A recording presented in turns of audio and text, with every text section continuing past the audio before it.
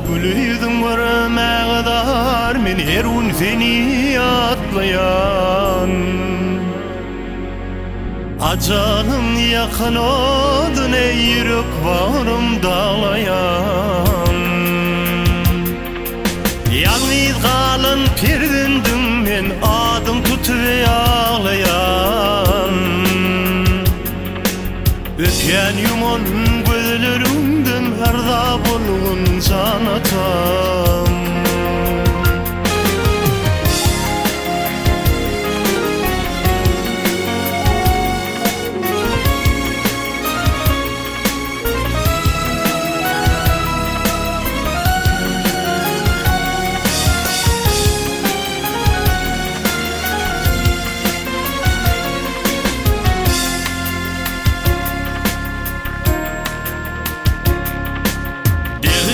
Derman tapmadım, dine başın sıypadım.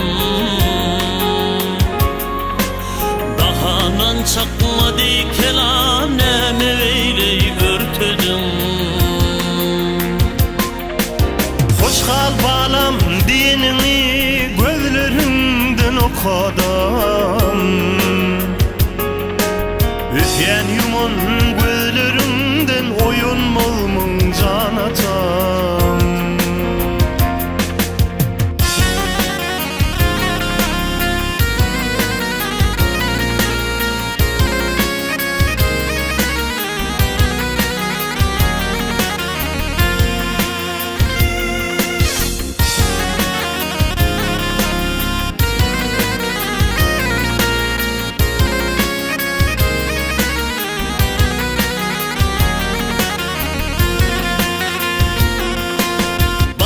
Yanan yan yolloşun yarım dibeyn ağladı.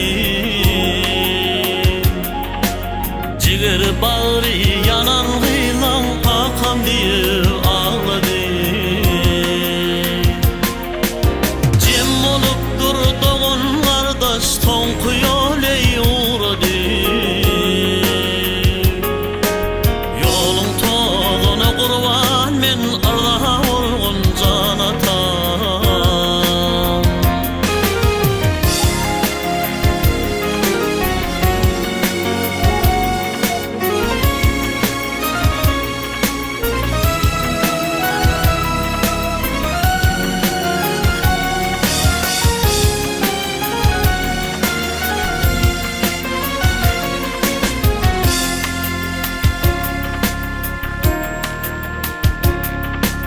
Oğlum için bakısın sen bağlığına.